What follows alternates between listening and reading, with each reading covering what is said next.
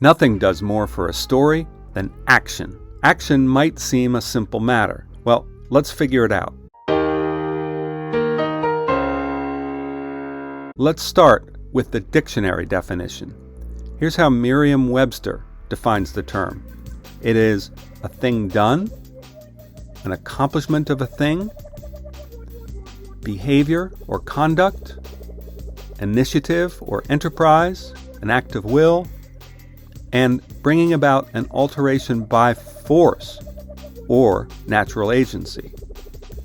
Fine, but that doesn't offer much help to the storyteller. The writer needs to know how to create action to give our story greater energy and meaning. So we need a better definition, and here it is. Try this. Action is movement, moment by moment. Somebody has to do something. Action requires intention, whether that intention is conscious or not. So there has to be purpose. And action involves consequences. Somehow the action has to alter a situation or understanding. Let's break it down one by one.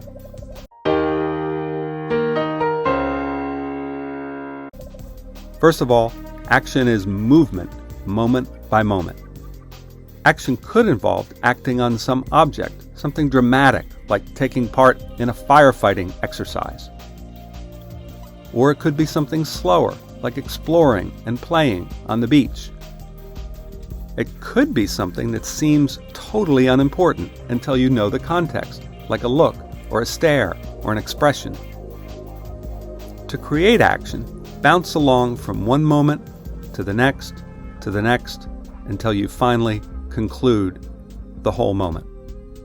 Think of a story's action as a kind of choreography of words. Showing action can be hard. Why?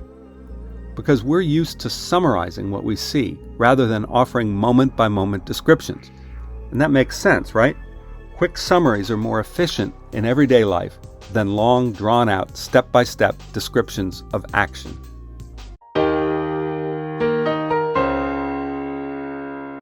Quick question. Look at these passages. Each says something important about the topic, but are they action? Pause the video and decide one by one. For my money, these aren't action. They're descriptions of a state, but they do not show movement from moment to moment. They don't give us an image. They're not like a video that we can see what's happening from moment to moment. Try these instead. Pause the video and read these passages. They depict motion and movement from moment to moment with intention and with consequences. Each one, notice, works like a hinge sentence with a setup and delivery. Two thoughts get connected to each other, one after another. First this happens, then that happens. First this happens, then that happens. That's action.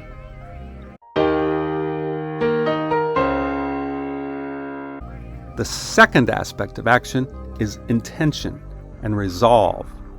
Action, for the purpose of storytelling, requires intent. Just doing things, moving around, taking part in activities, is not action. Why? Because it lacks purpose, intent, importance. Action moves through three stages, from the character's specific point of view, to hesitation and debate, and finally, to movement with intention and purpose and with consequences. Some people think that the wild movements in action movies is what makes them exciting. Not so. What's exciting is the characters' intentions and strategies, their purposes, and the consequences, how these actions affect the trajectory of the story. To create action, make sure that each moment has some purpose to the overall action, the overall scene and story. To describe action, we need not only to show something happening moment by moment, we also need to understand the intention of the people involved. Here, we see a teacher instructing two dancers how to make specific movements. The exaggerated actions burn the movements into the dancers' minds and bodies and make them automatic. Sometimes intention is obvious, it's conscious, the actor says, "I want to do X to accomplish Y."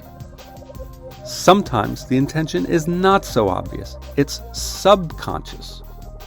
The character doesn't necessarily understand his intentions when he acts. So the storyteller has to reckon with this subconscious intention, this subconscious desire, to figure out how to describe it along with the action.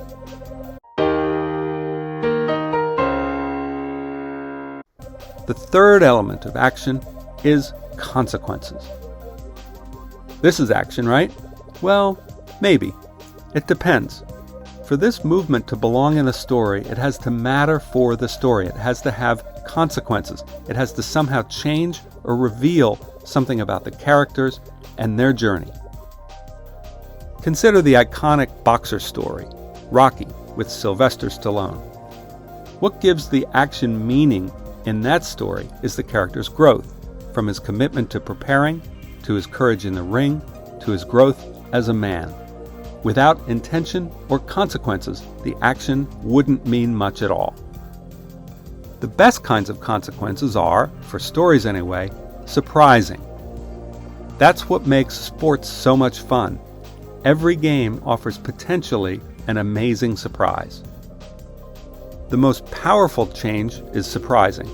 Watch this scene from His Girl Friday. Each action here matters. Every word, every movement, and every gesture somehow advances the story's scene and outcome. He's kind and he's sweet and he's considerate. He wants a home and children. Sounds more like a guy I ought to marry. What's his name? Baldwin, Bruce Baldwin. Baldwin. Oh, I knew a Baldwin once. A horse thief in Mississippi. Couldn't be the same fella, could it? No. You're now talking about the man I'm marrying tomorrow. Surprise is great for a story, but not surprise just for the sake of surprise. It has to make sense. It can't just be dropped into a story.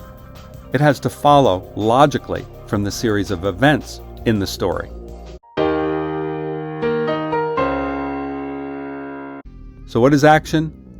It's movement moment by moment, with intention, conscious or not, and consequences. As you describe action, moment by moment, ask, is it intentional? And does it matter? Now it's your turn. Describe the wildest action you have ever witnessed, a fight, an accident, a chase, or a storm. Now describe the most subtle, scene-changing moment you've ever seen. Could be a raised eyebrow, a nod, or just a change of expression.